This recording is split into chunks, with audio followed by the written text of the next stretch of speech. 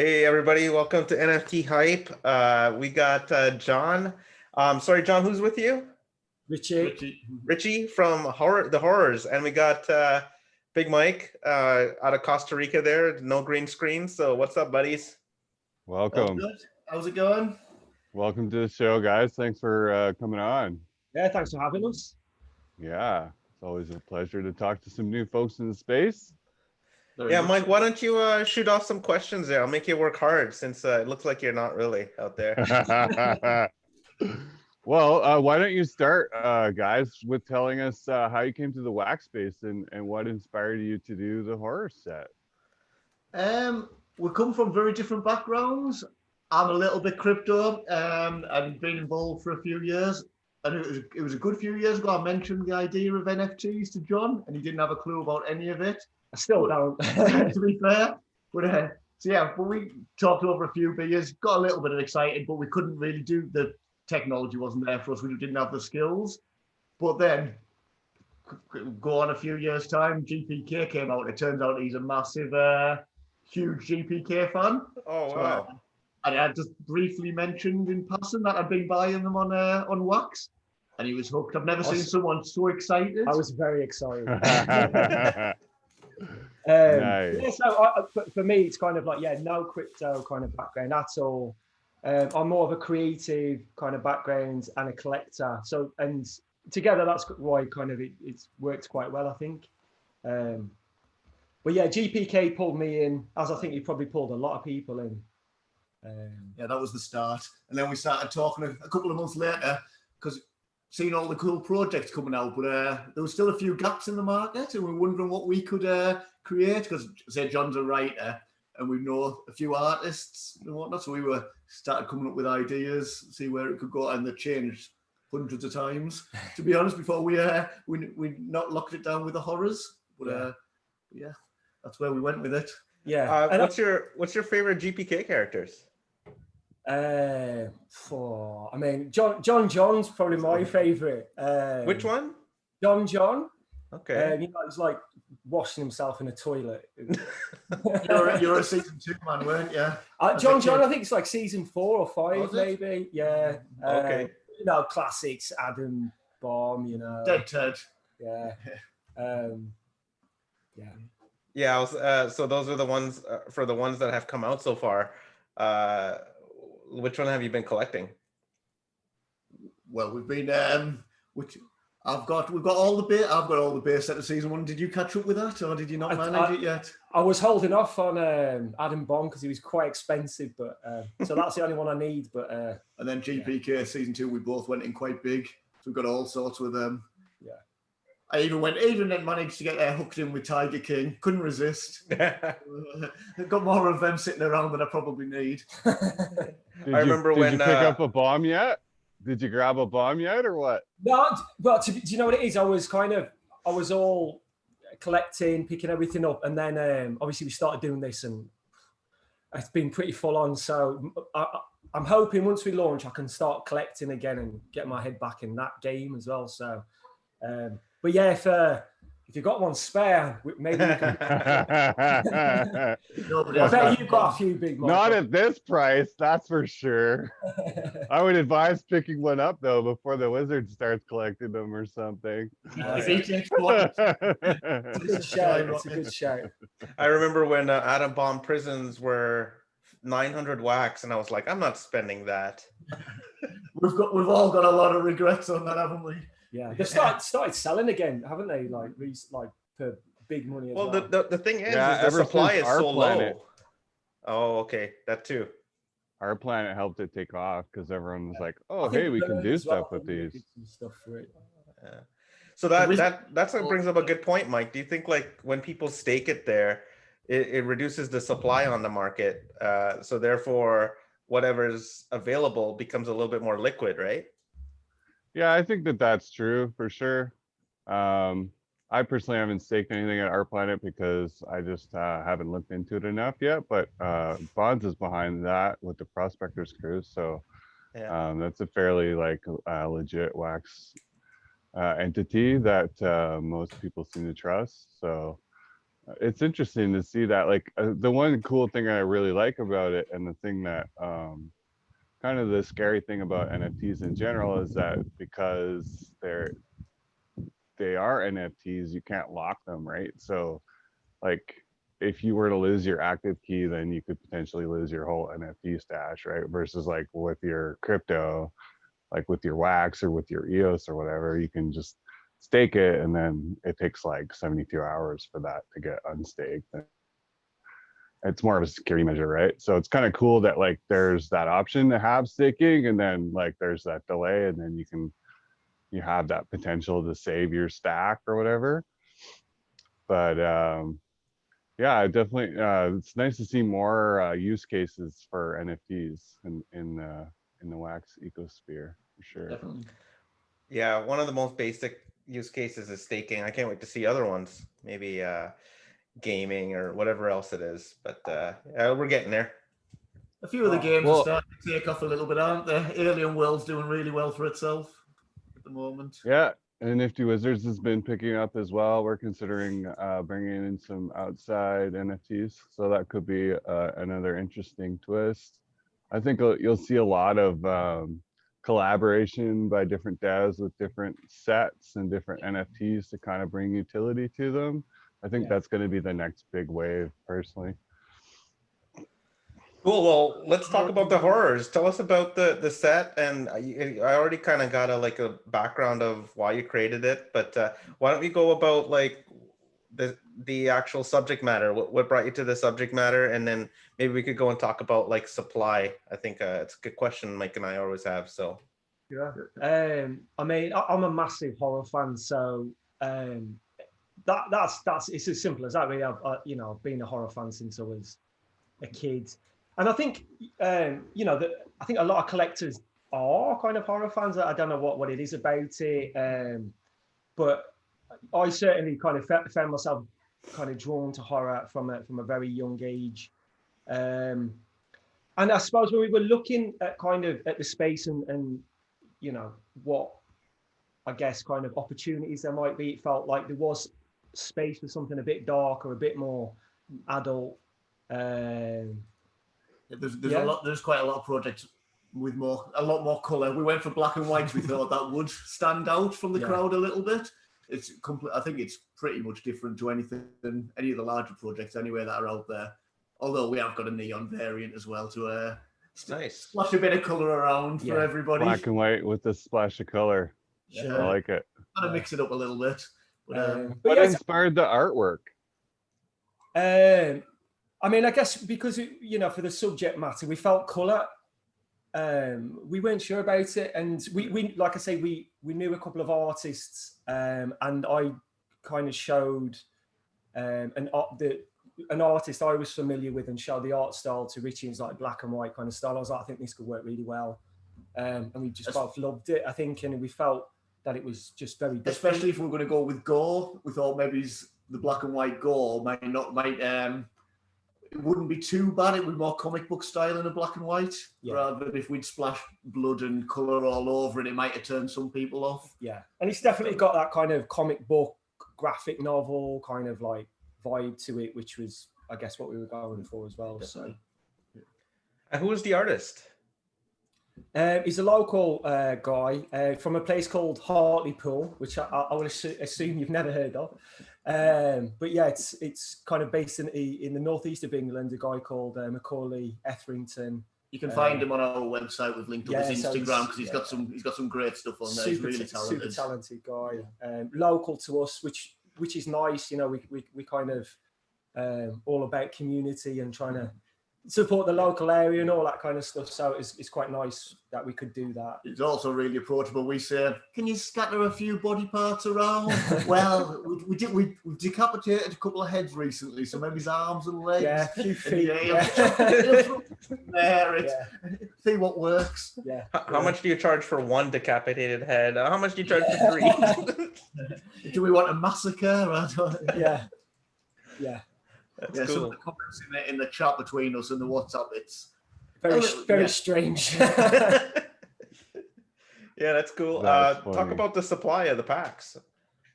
Well, we've tried to go limited because we're starting for a start, so we're not going to obviously do hundreds of thousands or anything, but also we tried to. We need enough cards for the future comics so that there's enough for everybody to have a comic if they want, but keep the supply low, so for collector's value. So we've got 60,000 total cards. That's cool. With 100 base. How many packs? There is 1,600 packs of 25 cards and 2,000 packs of 10 cards. So 60,000 total. And do you guys have pricing for those yet?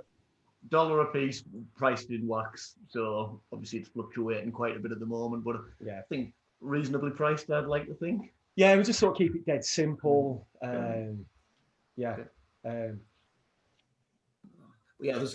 it's quite a large set as well. So we've got over 700 unique cards. So there'll be no high mint numbers. Bar base 700 unique templates. Over 700, but we're keeping a few things secret. Yeah. There's 7 variants people know about, and then a few little surprises thrown in for good measure. Very cool. That's a really low supply set, but also high variety. So looking good, guys. I mean, that's just it. You know, being a collector, that it's everything like we've tried to do is from the collector's point of view. Do you know what I mean? And what would I want as a collector? What would appeal to me and us? And I guess that's where we've come at it from. And so hopefully the collectors in the community will kind of appreciate that and get that. Yeah, for sure. I do definitely as a collector. That sounds like a set that I would want to invest in as well. So well, Sunday 5 o'clock UTC. You can drag yourself away from the sun. Yeah, we'll see if that works out. Don't ask. Yeah, so go on about the sale. When is it? Sunday 5 p.m. UTC, which is still 5 p.m. GMT. I have no idea with your different time zones. We're all over the world. So, yeah. So UTC +8 is like PST. So that would be 9 in the morning. Is that what we're Yeah. talking? Yeah. Yeah. 12 Eastern time. Yeah, that's pretty standard, right? Like most of the guys, most sets launch sort of 8, 9 a.m. because it kind of was like a good time for most time zones, or at least like a reasonable time for most time zones. Yeah, so it's the same with what GPK did as well. So I think it is. You hit Europe, you hit America, and we went to the weekend as well. So hopefully The Aussies have to get up at 4 a.m. But we'll have that view to look at. So not all bad. No complaints. Wait, so you said it was a Sunday. Is that the 17th or the 16th? 10. Oh, the 10th. So that's this. this Sunday. Yeah, Okay. Sunday. Okay. Get your horrors cards. Well, okay, that's good. I don't know if this interview will come out probably a bit after, but good luck with the sale. Fair enough. Yeah. We'll help You guys have any shout outs or any people that you'd like to thank? Well, we've been doing some. We've had a couple of things come out today, so people will know about it. Say we've linked up with Alien Worlds today. I'm not sure if you've seen. Oh yeah, I saw that. Yeah, you'll be able to mine a couple of our cards, which is pretty cool. Yeah. And the Nifty Box dropped us a Neon Demons, which is very kind of them as well. So there's some quite exciting stuff going on. Yeah. And we did a collaboration with Nifty Cards. That was kind of like, And Dom's been a great help as well with it. Yeah, that was really good. Yeah, they've been really supportive right from the start. Fair, the whole community. It's part of what attracted us to it is that everyone does help out. It's been really good for that.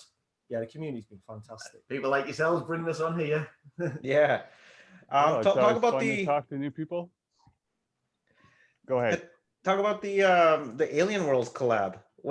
Is the card been revealed yet? It was revealed a couple of hours ago. It's just Alien Worlds just revealed it. It's not been revealed. I don't think it's been mineable yet, but it's anytime now it's going to be. Yeah. And there's a Celestial Terror, one of our characters. That's an avatar, and then a whole new character for them as well. An alien bat. Oh wow! We'll find down in the mines. Nice. Cool. Yeah. So what's the Very card cool. to get? Like if you guys were like if you I asked this to the I think it was the Monsters on Rap guys. What's the card to get in your You'll set? get no agreements out of us on that. We've been arguing. We've been in the people in our in the groups. No, everybody's got the favourite. Yeah. We've only revealed I think 15 characters so far. Maybe 18, I think. 18 characters, and everybody's got their favourite. You like Big Gas Show, Yeah. Big Skeleton. He's one of my favourites. To be fair, a couple of my favourites haven't even been revealed yet, so I won't spoil them. So that's basically like 18 out of 700 that hasn't been. No, 18 of the characters out of there's 100 base sets, so and now every base obviously there's so yeah 100 characters. Okay, gotcha. Yeah. But A and B, so there's Yeah. 50 pieces of art kind of variation of each character. We've shown most of the how many variations? We've showed 5 of the 7 variations off I think so far that we've announced. But again, we want people to have surprises when they're opening the packs. Yeah, we've been at most the ultra rare variant cursed. We haven't shown that yet, and we're not sure whether we should or not. But so we're still deciding. But Maybe it's in the build up. Maybe it's tomorrow. But that would be the one I think to get your hands on in terms of a variant. That would be super rare. Yeah, you won't be getting many of them. I don't think there'll be many people who can get the full set, but if they do, good luck to them. Yes. So what's behind you guys? What do you guys collect over there? Oh, this is my office. So everything's been shoved in here, out the way. I think I see Adam Baum over there. Yeah, so that's my, like the Garbage Pail Kids book. I'm a big kind of like retro game collector as well, so kind of like a load of Super Nintendo games. That's kind of my main collecting habit. Yeah, a load of stuff that A lot of stuff from the 80s. my other half doesn't want anywhere else in the house. So. I wish I still had my old SNES, man. Oh, Classic system. Oh, You yeah. still have the box too? I've got it all. Got it all. And you play it still or what? I do, yeah. Not as much as I'd like. To be honest, I don't get to do. This has kind of taken over everything. But What's your favorite game? Oh, I was gonna ask that. on Super Nintendo, Yeah. Yeah, Super Castlevania, Oh yeah. Super Castlevania, hey? horror man. Yeah, it's always been there. I told you. Nice. There's obviously some great games on Super Nintendo. What about yours, Big Mike? You seem like you played Super Nintendo a bit. My favorite initially was always Super Mario 64 because I just love that whole like genre. And then when it blew up on Super Nintendo, it was just like everything was 3D and there was all these cool little spaces that you could like explore. And because like before that, it was just strictly like, the 2D variation, right? Which obviously I loved and I played the absolute crap out of that. But yeah, I think Super Mario 3 probably was my favorite SNES title. That's a good one. Yeah, because you could fly and you had like the raccoon tail. Yeah. And yeah, that was definitely a fun But one. you can't beat a bit of Mario, I don't think. Yeah. Yeah. I like that. And Duck Hunt too. I like Duck on Hunt. Super Nintendo? Yeah. They had Duck Hunt Oh, on no. NES. No. Yeah, That was Nintendo. I was thinking Yeah. Nintendo. Yeah. Classic. Yeah, Street Fighter was there. I liked an F-Zero. You guys remember F-Zero? Oh yeah, F-Zero was awesome. Yeah. It's like a sci-fi racer. Quality game. Yeah. Nice. I'm trying to think what other good ones. Well, Street Fighter's in at the moment, isn't it? Yeah. In the next month, we'll all be talking about Super it. Metroid. Street Fighter, that's going to be hitting soon, isn't it? Yeah, so let's leading up to the next question. What are you guys excited about that's coming up other than your project? We are very excited about the horrors. Probably Street Fighter's the one everyone's talking about, isn't it? Yeah. So I think I've just started dabbling on Alien Worlds as well. So after the horrors launch, I think I'm going to really get into that. But no, that Street Fighter, I think you think is going to draw in a lot of new blood. Yeah. That'll be And exciting. it's a funny one with Street Fighter because I remember when I first came into the community on the back of like Garbage Pail Kids, you were like Street Fighter's coming. It was like the Shatner's coming. And Street Fighter's coming. It's like, wait, what happened to Street Fighter? But yeah, so we finally getting it now. So Although they still haven't fully announced the date, have they? They've hinted No, at it. they haven't. No, there's no official date yet. No. Not even mean, the supply yet either. I think, to be fair to them, you know, take your time, make sure it's spot on. So, you know, when it comes, hopefully it'll be perfect, you know. Yeah, I heard Capcom and Wax were just trying to figure out like what they kind of both liked. So it's kind of one of those processes where both companies were just putting their chops in and trying to figure out sort of a happy medium ground, right? Yeah. But I think that'll be good. I think that'll bring a lot, like you say, bring some new people in. We'll all be collecting it, no doubt, as well. So if we're excited about it, and it might bring new people in, you know, it's going to do well. Yeah. As long as they don't massively oversupply, obviously. That's what I was gonna say too. So yeah, let's hope they don't TK that stuff. You can guarantee that we'll just make only 60,000 of them. There'll be a hell of a lot more numbers than that. Yeah. Yeah, or we should. The new standard for overprinting is what, Mike? Is it probably OS2 now? Oh, it is definitely OS2, yeah, for sure. I mean, What was 500K. on that now, I can't quite. Oh, it was plus 500K. Really? Wow. Yeah, yeah. This is the biggest set in Wax history by far, for sure. Yeah. It'll be interesting to see what they do about with Street Fighter. Yeah. I was going to say with Series 2, I thought it was a bit of a shame that it was so overproduced, because I think that's like a really good set. Like, you know, some really great, the variety. Amazing cards. Great set, but yeah, if it was 250,000, I think it would have been massively popular in the community. But they went just too big. I've said too, like if they had dropped OS2 when they dropped TK, and if they had dropped it at 200K, it would have done really well. It would have been, brilliant for the collectors. But TK at 200K was kind of like, everyone was just like, what is this? Like, you're opening a pack and you're getting 3 of the same character, aren't you? So, yeah, there was a lot of dupes for sure. Yeah. Well, I think there's a lot of lessons that have been made, and people like yourselves are coming up with the right mix, right? Like the right amount of. Well, it does help that way. I think we've collected pretty much or been involved in every launch so far, so you can see what works and what doesn't work a little bit. Yeah. So yeah, we've tried to. We're going for a hybrid method on the packs as well. We're not going mint on demand or pre-minted, because I think both of them have slight issues as well. So we're trying for our best with both on that. But so explain that. What are you going with? Well, 50% of the packs are pre-minted, 50% of the packs are mint on demand. You buy your pack and you don't know which is pre-minted and which is mint on demand. You only find that out when you open it. So when you open it, the first thing that's decided, is it pre-minted, is it mint on demand? So, so everyone has a shot at the number ones all the way through. Interesting. But there's also a incentive to open early too, right?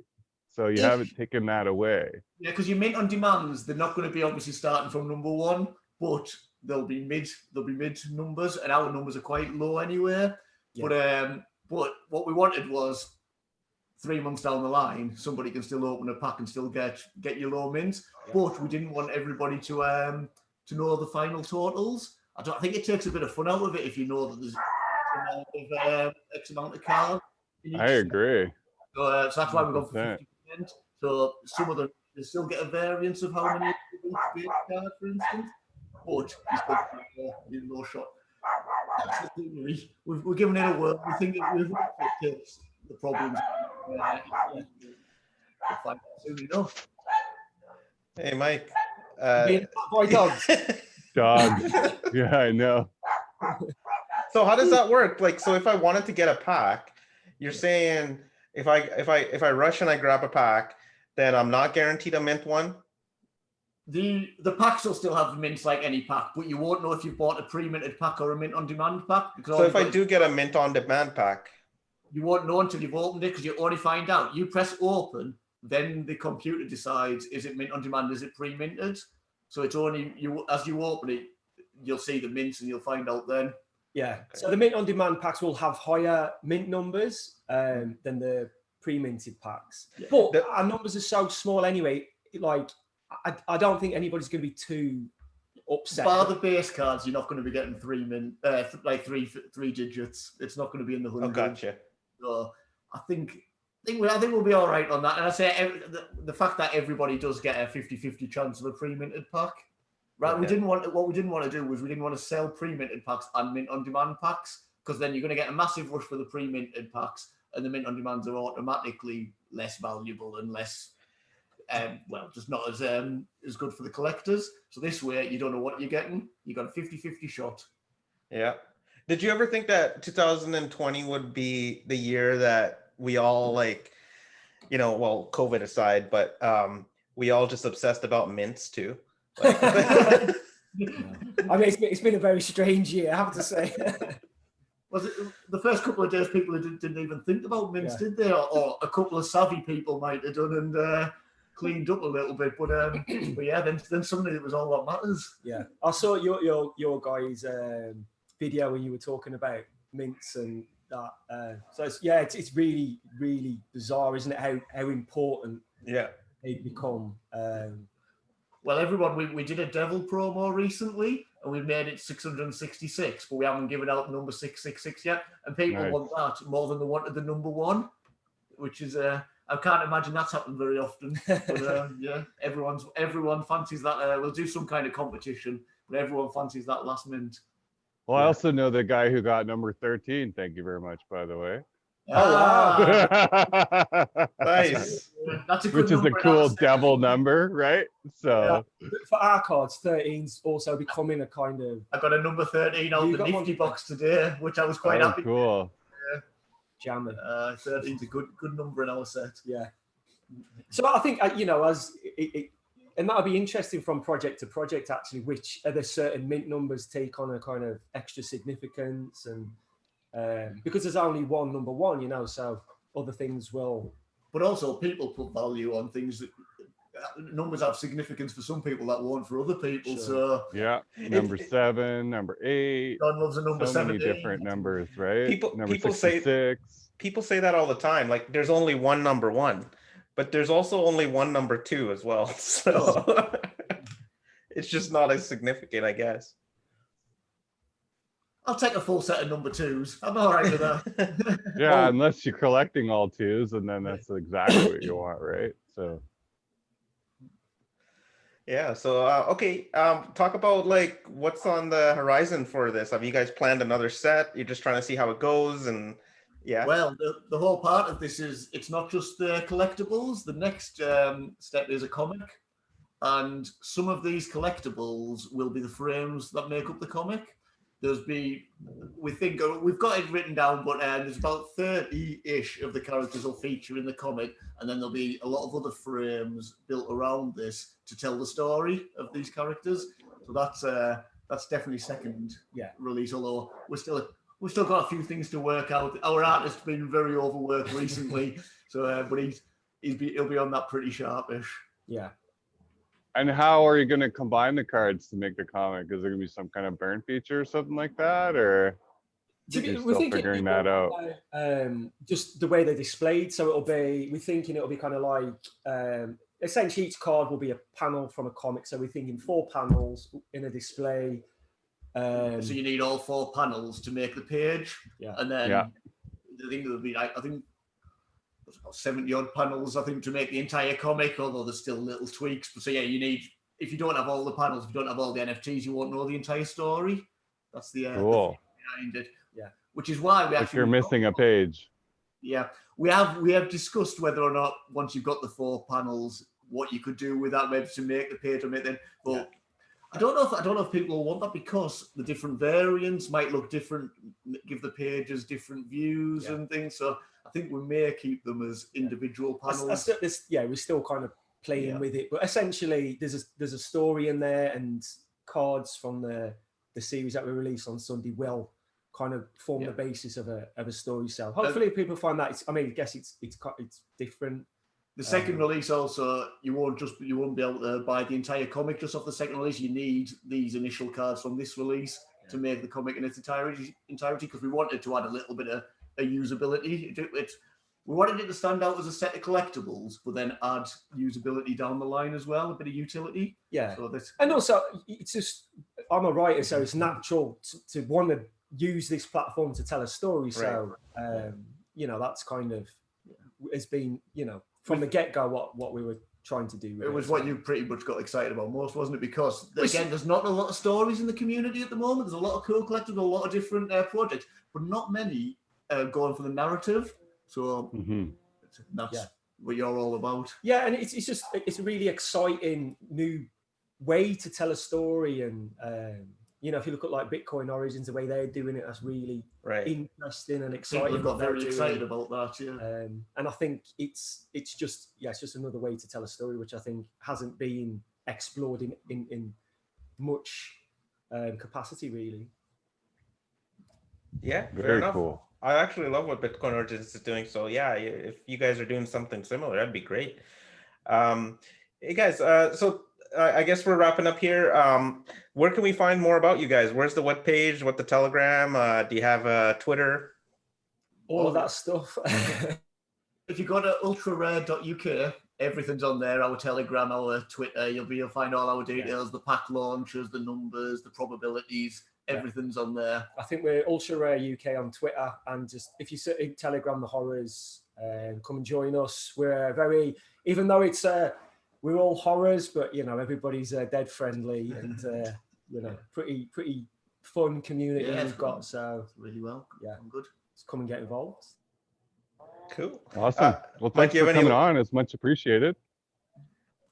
Yeah, Mike, do you have any last things or? I think we're pretty covered, are we? I think he was asking Mike. I'm not sure.